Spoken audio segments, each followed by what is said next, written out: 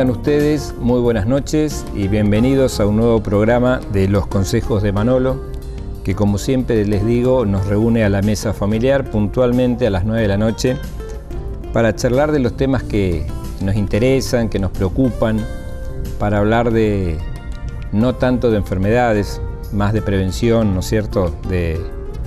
Pero como yo siempre digo, para prevenir hay que conocer la enfermedad, ¿no? Entonces, digamos, hacemos un mix donde damos algunas recomendaciones sobre cómo prevenirlas y de paso las conocemos también, ¿no? Estas enfermedades que tanto nos preocupan en esta época.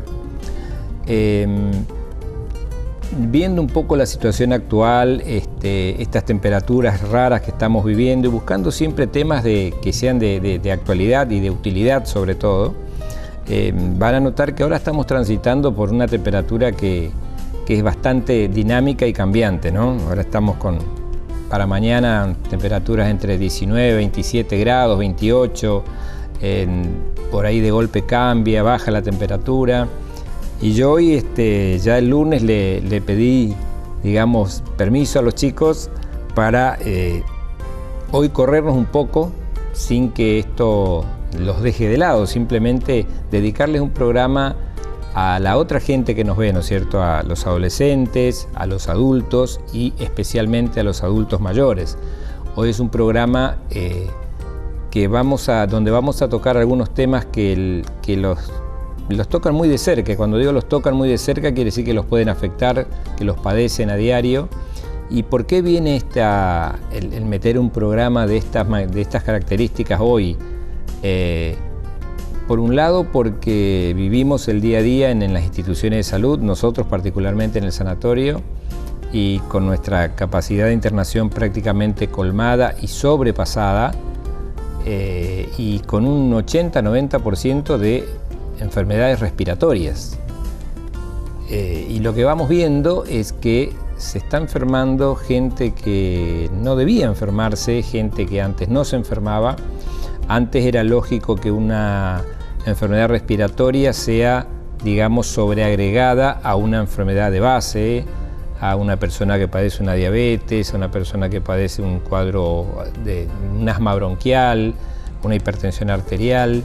Hoy la enfermedad respiratoria se ha metido como una cuña y prácticamente está haciendo estragos, ¿no es cierto? Vemos adolescentes, vemos adultos y vemos adultos mayores con 2 o 3 patologías que están prevaleciendo en esta época, que si bien son estacionales, como lo explicó muy bien una vez acá el doctor Rolón, cuando hablamos en el tema de prevención de enfermedades respiratorias, si bien existe un programa y que está todo muy bien elaborado, a veces la realidad nos supera, ¿no es cierto?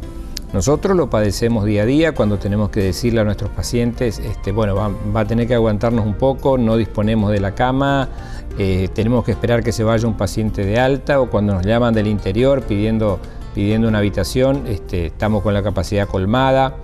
El fin de semana, algo inusual, prácticamente todos los respiradores artificiales del sanatorio ocupados por patologías respiratorias. Entonces me pareció prudente y adecuado que debíamos hablar de este tema. Corrernos hoy un poquito del espacio de los niños, y si bien son enfermedades que por supuesto afectan a los niños, pero que la hemos hablado muchísimo, pero con esta característica que están apareciendo también en personas sanas.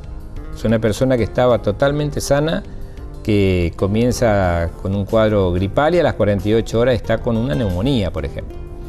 Bueno, por eso hoy contamos con la presencia de un conocido ya del programa, ya vino varias veces, conoce la dinámica del programa, le gusta que le pregunten mucho, así que pueden empezar a llamar a estos números que tenemos en pantalla, ¿no es cierto? El 376-453-3999, vía mensaje de texto, vía WhatsApp, Facebook, y podemos introducirnos ya en el tema. Para ello hemos invitado al doctor Ariel Checo-Rossi. Gracias, Ariel, por venir a compartir esta noche con nosotros. El doctor Checo-Rossi es especialista en clínica médica. Los que van al sanatorio de Gorati lo van a ver, digamos, corriendo por todos los sectores, por la guardia, por la internación, por la terapia intensiva, por oncología. O sea, la clínica médica es muy amplia, ¿no es cierto?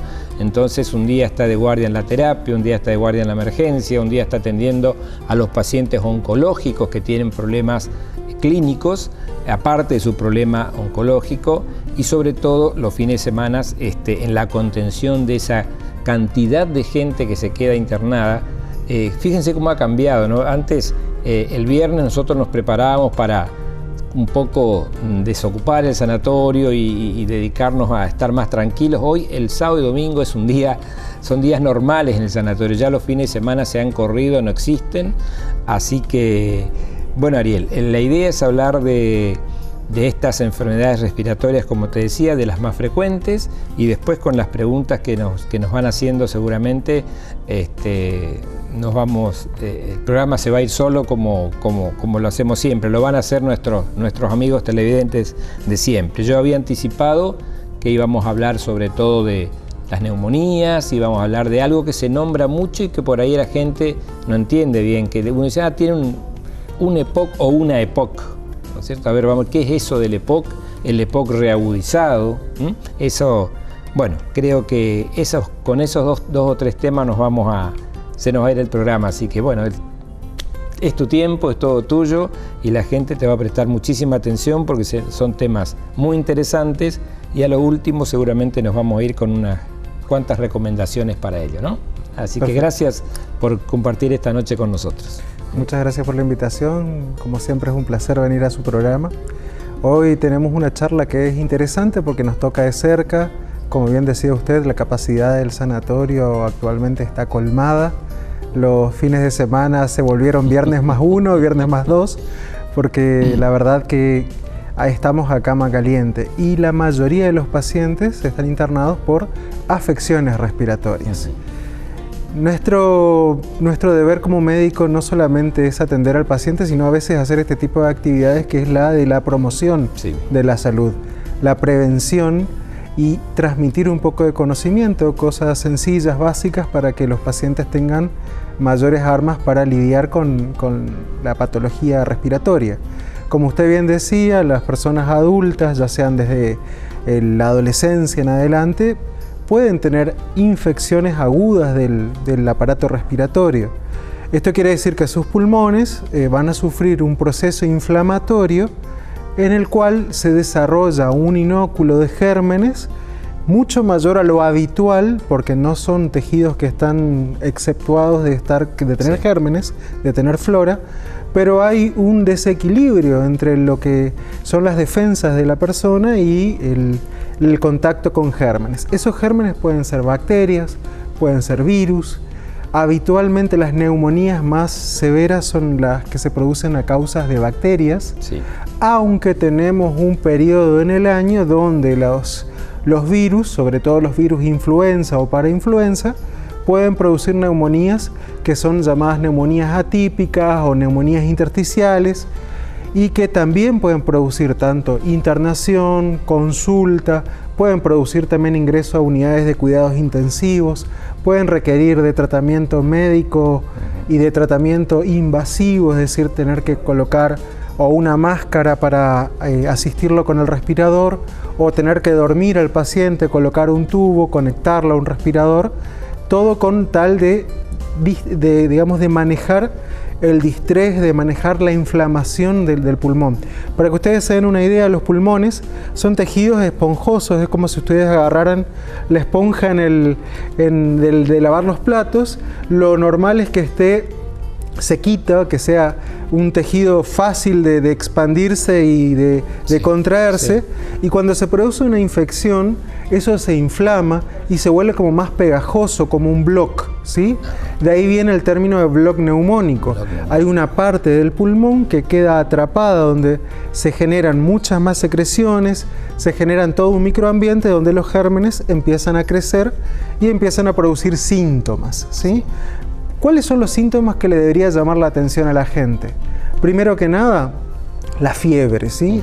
Ya sea una infección bacteriana, una infección viral, el primer síntoma habitualmente suele ser la fiebre. Y por fiebre se conoce lo que es tomar la temperatura y que en el termómetro se vea más de 38 grados, de ahí para arriba. Bien. Porque hay veces que dice, bueno, tuve sensación febril o cuando se trata de niños, tuvo sensación de cuerpo caliente y uno toma la temperatura y por ahí no ha llegado a 38, ¿sí? Eso puede estar en relación a veces de que está incubando el cuadro, pero la presencia de fiebre constatada más algún síntoma respiratorio, el más común y el más frecuente, también el más banal, es la tos. Si se asocia a dolor en el pecho, dolor pleural, nosotros le decimos, o dolor pleurítico, es como un dolor en puntada de costado, ¿sí? Es como que le hundieran un cuchillo en una parte al paciente cuando respira. Es como que el paciente respira y siente que se entrecorta la respiración porque hay un dolor que lo impide. Lo otro también es que se altere la forma en la que respira, es decir, si respira normalmente, uno prácticamente no lo siente. Pero cuando hay una alteración en la mecánica, por ejemplo, el paciente puede respirar mucho más rápido y más superficial, eso se llama taquipnea y es el síntoma patognomónico de una neumopatía. Lo otro que puede suceder también es que, empiece con tos, pero empieza a expectorar. Puede haber también quebrantamiento del estado general, la persona se siente débil, se siente con dolores musculares, dolores articulares. Todo eso puede llevar a la consulta. Bien. Pero los síntomas cardinales son la fiebre, tos y dolor torácico, ¿sí? Y si se altera la forma en la que está respirando, eso ya es lo más grave. Bien. ¿Sí? Ahora, Ariel, si yo, por ejemplo, yo estoy sano y de repente comienzo con dolor de cabeza, parece que tengo el cuerpo caliente, me tomo la temperatura y tengo 37,5, 38, como vos dijiste, y empiezo a estornudar y por ahí digo, pero es una gripe, ¿y qué hago? Y me corro de la función de médico, que tenemos esas ganas de medicarnos, como sabemos todos. Yo tengo mi médico, tengo que ir, pero por ejemplo uno se toma un paracetamol, dice, ya está, es lo clásico, una dieta liviana, tomo mucho líquido. Sí. Ahora, ¿cuál es el momento en que yo digo, está bien, ya hice lo suficiente, ya me tomé 2 paracetamol, esto a lo mejor no es una gripe? Sí. ¿Hay algún punto que marque? Sí, hay que diferenciar a veces los síntomas, ¿sí? Los síntomas gripales no son solamente relacionados al aparato respiratorio, bien. Es decir, si a la gente le chorrea la nariz, la rinorrea, sí. Un poquito de dolor de cabeza sin fiebre, sí. Eso es muy difícil que sea gripe. Lo más probable es que sea un resfrío común. Bien. Si aparece el dolor muscular, el dolor articular, el dolor de garganta, la fiebre, el dolor de cabeza, todo eso junto, sí. Ahí ya es otra cosa. Eso sí puede ser un síndrome gripal o un síndrome pseudogripal. Después vamos a diferenciar cuál es una cosa y cuál es otra. Sí. Y si los síntomas no ceden en las primeras 24 horas, con el paracetamol que usted decía, o con el tecito de la abuela, o el paracetamol que viene para preparar el tecito, o el antihistamínico, que ahora también se vende mucho. Hay preparados que vienen combinaciones de antihistamínicos, paracetamol, bromexina. Si con eso, las primeras 24 horas, el paciente, la persona, ve que los síntomas no han cedido, sino que se incrementan, sería buena la consulta. ¿Por qué?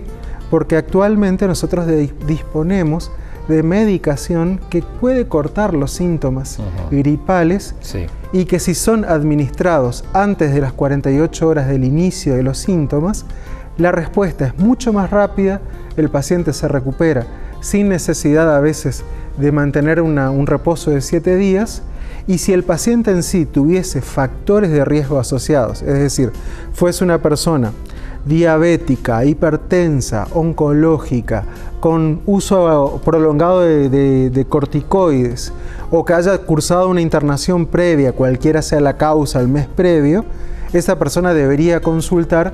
Se puede hacer en forma ambulatoria un test rápido para influenza, ya sea influenza A o influenza B, se puede tratar con una droga que está muy digamos, difundida actualmente, que es el oseltamivir, y podríamos cortar los síntomas y evitar que esa persona, primero, se transforme en un elemento de contagio. Las personas que tienen gripe de tipo A o de tipo B, documentada con factores de riesgo se tienen que tratar, ¿sí? Y en eso no incluye el paracetamol, la difenidramina o lo que sea. Es el antiviral, ¿sí? Tienen que hacer reposo y tenemos que sacarlos del núcleo, ya sea del trabajo, ya sea de la escuela, si se tratara de un niño, puede ser un niño con un antecedente de una enfermedad congénita. Ese niño no debería concurrir a la escuela, la persona mayor no debería concurrir al trabajo, y hay que hacer los controles una vez terminado el tratamiento. Si uno lo agarra, como dice la gente, al comienzo, el tratamiento es muy efectivo, la persona refiere enseguida alivio sintomático, y lo más importante de todo, que acortamos también el periodo de incubación de la enfermedad y la capacidad de contagio, porque la gripe es algo que se contagia muy sencillamente. La mayoría de los casos son casos donde la gravedad no es tan alta.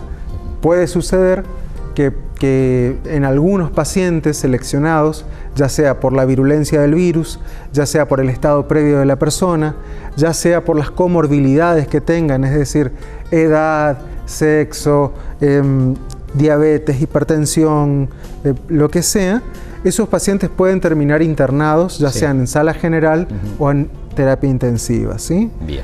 Pero la mayoría de los casos, hay que aclarar, son de manejo ambulatorio.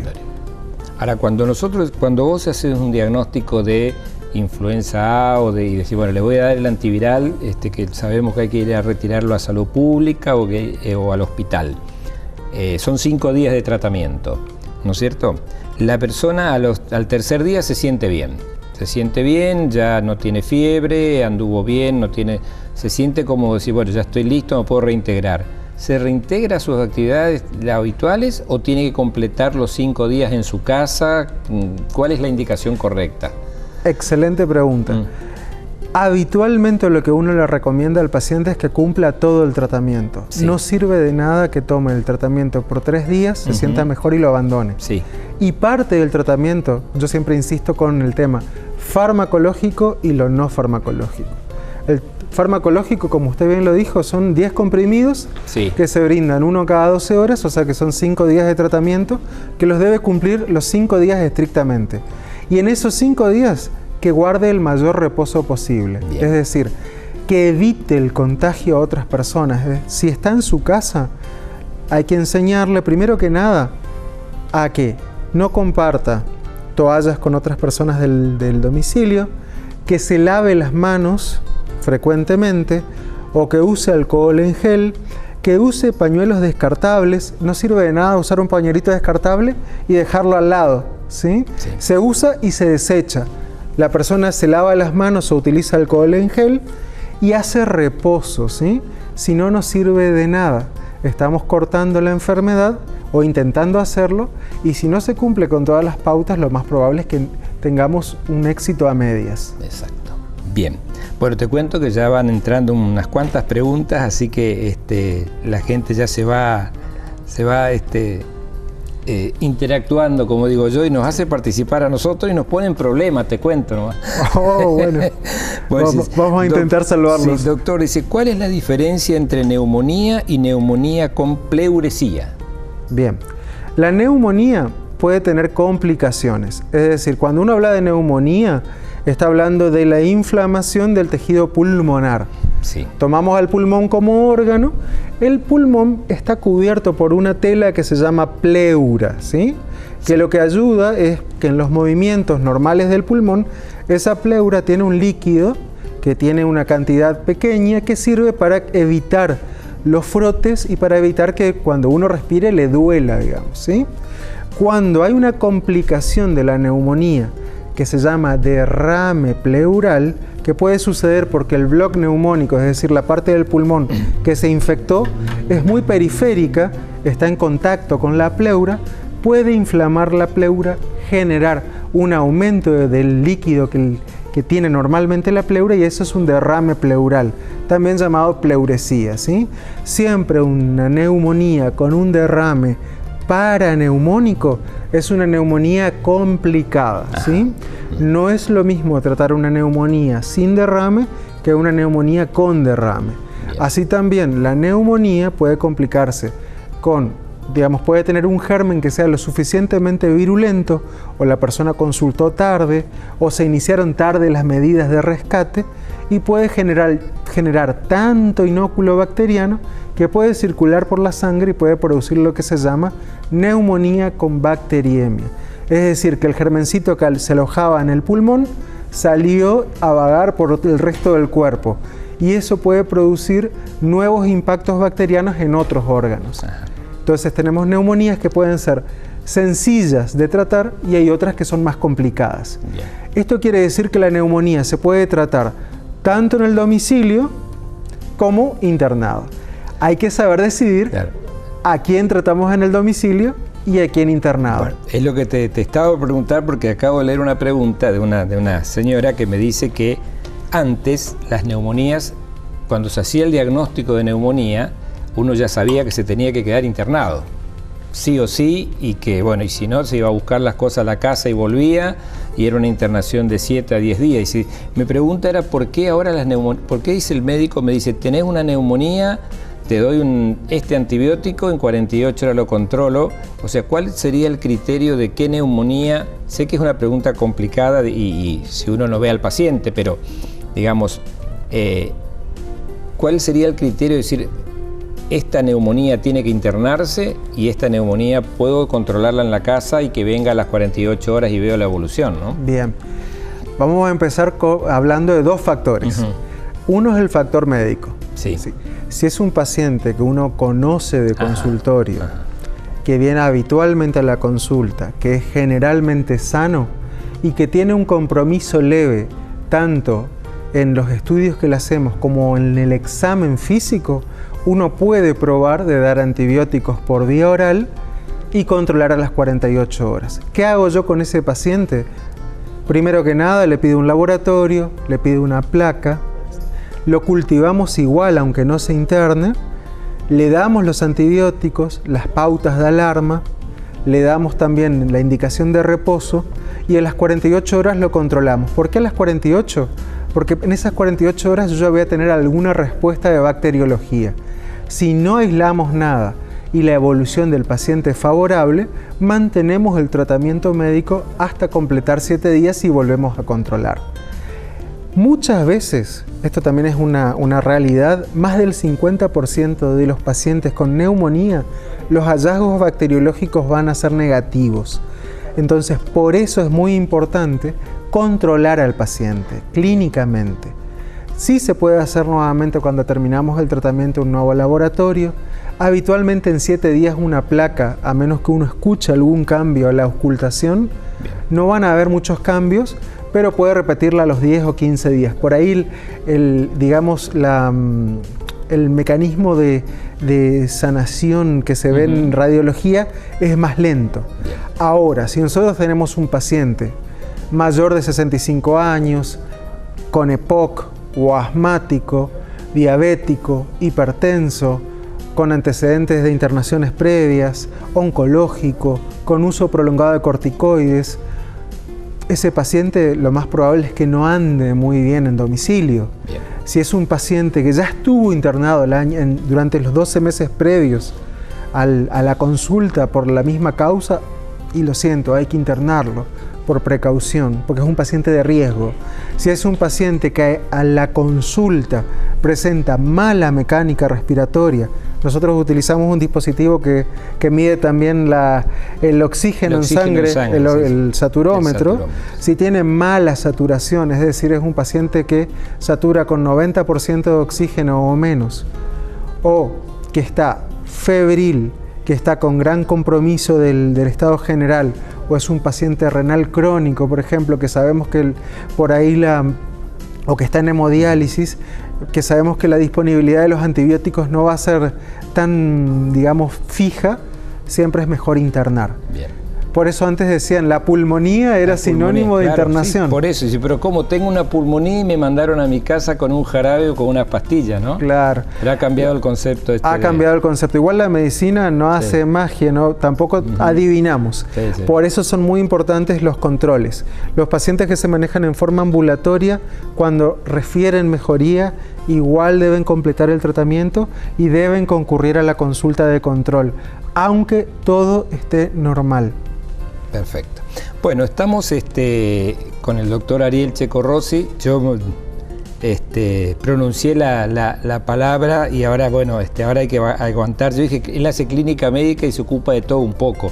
Bueno, te cuento que hay preguntas de todo, así que vamos a tener que abacarnos. Hay embarazo, hay chicos, hay de todo un poco. Vamos con el embarazo. Así que vamos a hablar de todo un poco en el próximo bloque.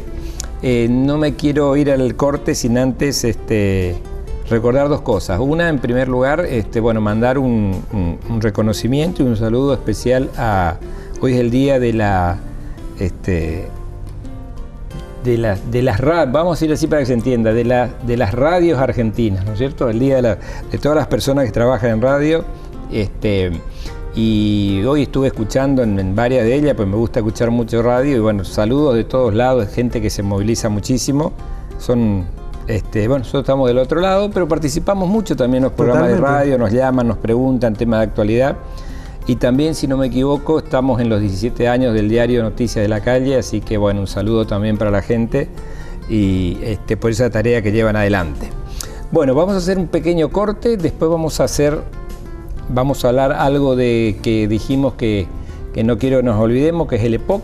Sí, y después nos vamos a dedicar, Ariel, a aprovechar todas las preguntas que vienen, así que gracias por estar. Recuerden que pueden mandarnos sus mensajes. Yo creo que con los que tenemos ya vamos hasta el final, pero vamos a seguir contestando igual.